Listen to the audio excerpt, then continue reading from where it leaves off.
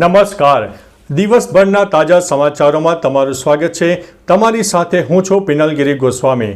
સમાચારો વિસ્તારથી જાણીએ એ પહેલા મહત્વના સમાચારો ઉપર એક નજર. નમસ્કાર મિત્રો, દેશ અને દુનિયાના સુપરફાસ્ટ સમાચારમાં તમારું સ્વાગત છે. સ્થાનિક ચૂંટણીના મોટા સમાચાર. સ્થાનિક સ્વરાજ્યની ચૂંટણીનો ગરમાવો. દાહોદ અને મોરબી સહિતના વિસ્તારોમાં સ્થાનિક ચૂંટણીઓને લઈને રાજકીય ગરમાવો જોવા મળી રહ્યો છે.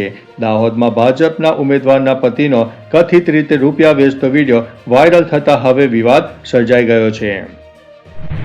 મિત્રો, અન્ય મહત્વના સમાચારની વાત કરીએ તો ડેન્ગ્યુની પહેલી રસી. ભારતે ડેન્ગ્યુ સામે લડવા માટેની પ્રથમ રસી મળી ગઈ છે, જે આરોગ્ય ક્ષેત્રે મોટી સિદ્ધિ માનવામાં આવી રહી છે. મિત્રો, અન્ય મહત્વના સમાચારની વાત કરીએ તો તામિલનાડુમાં દુર્ઘટના સર્જાઈ છે. ફટાકડાની ફેક્ટરીમાં થયેલા જોરદાર વિસ્ફોટમાં 23 લોકોના મોત નીપજ્યા હોવાના દુઃખદ સમાચાર સામે આવી રહ્યા છે. મિત્રો, અન્ય મહત્વના સમાચારની વાત કરીએ તો નિર્ણયનગર અંડરપાસ વન વે જાહેર. અમદાવાદમાં ટ્રાફિકની સમસ્યા ઘટાડવા પોલીસ કમિશનરે મોટો નિર્ણય લીધો છે. હવેથી નિર્ણયનગર અંડરપાસના ઉપરના ભાગે આવેલો બ્રિજ માત્ર એક તરફી વાહન વ્યવહાર માટે ખુલ્લો મૂકવામાં આવનારો છે. મિત્રો, અન્ય મહત્વના સમાચારની વાત કરીએ તો નમો ભારત ટ્રેનની. ઉપરાષ્ટ્રપતિ CP રાધાકૃષ્ણન ઉત્તર પ્રદેશના મેરઠમાં નમો ભારત ટ્રેન દ્વારા મુસાફરી કરીને આધુનિક પરિવહન સુવિધાનું નિરીક્ષણ પણ કરવાના છે. મિત્રો, અન્ય મહત્વના સમાચારની વાત કરીએ તો હરિયાણા પંચાયત ચૂંટણીની. હરિયાણામાં પંચાયત ચૂંટણીની તૈયારીઓ વેગવંત બની રહી છે અને 21 એપ્રિલથી તેના સંબંધિત મહત્વની પ્રક્રિયા શરૂ કરવાની તૈયારી છે. મિત્રો, અન્ય મહત્વના સમાચારની વાત કરીએ તો સાંસ્કૃતિક કાર્યક્રમ અને શિલાન્યાસ. આજના કાર્યક્રમમાં રાષ્ટ્રપતિ દ્વારા જે 4 મોટી પરિયોજનાઓનો શિલાન્યાસ કરવામાં આવશે તે દેશના વિકાસ માટે મહત્વનું માનવામાં આવી રહ્યું છે. મિત્રો, અન્ય મહત્વના સમાચારની વાત કરીએ તો રાષ્ટ્રીય સિવિલ સેવા દિવસનો ઇતિહાસ.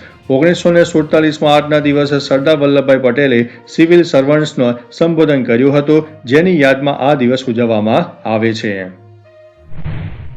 મિત્રો, અન્ય મહત્વના સમાચારની વાત કરીએ તો સ્વાસ્થ્ય ચેતવણીની. રાશિફળ દરમિયાન એવી પણ સલાહ આપવામાં આવી છે કે બદલાતી ઋતુને કારણે મોસમી બીમારીઓનું હવે સાવધાન રહેવું અનિવાર્ય થઈ ગયું છે. મિત્રો, અન્ય મહત્વના સમાચારની વાત કરીએ તો રોજગાર મેળાની. બિહારના સાસારામમાં Narayan institute of management science ખાતે યોજાનારા રોજગાર મેળામાં યુવાનોને મફત નોંધણી અને નોકરીની તકો મળનારી છે. મિત્રો, અન્ય મહત્વના સમાચારની વાત કરીએ તો સાંસ્કૃતિક કાર્યક્રમની. આજે અંદાજિત 3000 વિદ્યાર્થીઓ સાંસ્કૃતિક પ્રસ્તુતિ આપશે. આ પ્રસંગે રાષ્ટ્રપતિ 4 મોટી પરિયોજનાઓનો શિલાન્યાસ પણ કરવાના છે. મિત્રો, અન્ય મહત્વના સમાચારની વાત કરીએ તો ઝારખંડ સરહદ પર પ્રતિબંધ.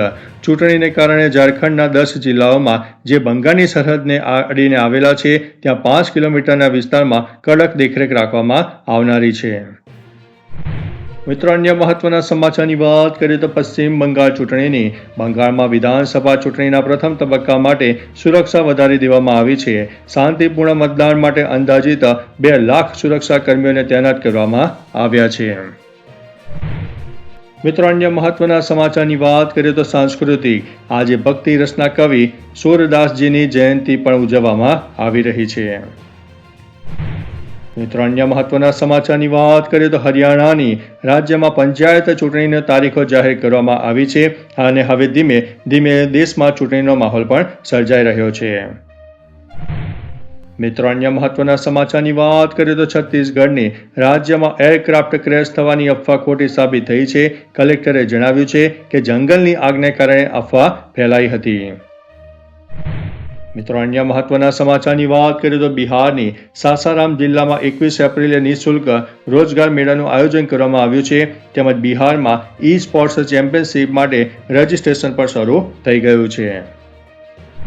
મિત્રો, અન્ય મહત્વના સમાચારની વાત કરીએ તો બ્રજભૂષણસિંહનું નિવેદન.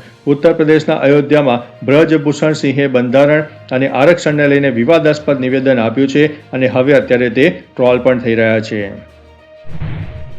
મિત્રો, અન્ય મહત્વના સમાચારની વાત કરીએ તો ઝારખંડમાં દારૂબંધી.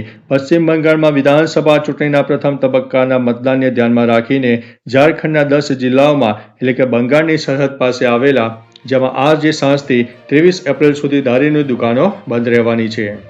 મિત્રો, અન્ય મહત્વના સમાચારની વાત કરીએ તો નેશનલ સર્વિસ ડેની આજે 21 એપ્રિલના રોજ ભારતમાં રાષ્ટ્રીય સિવિલ સેવા દિવસ તરીકે ઉજવવામાં આવી રહ્યો છે. મિત્રો, અન્ય મહત્વના સમાચારની વાત કરીએ તો પીએમ મોદીનો રાજસ્થાન પ્રવાસ રદ.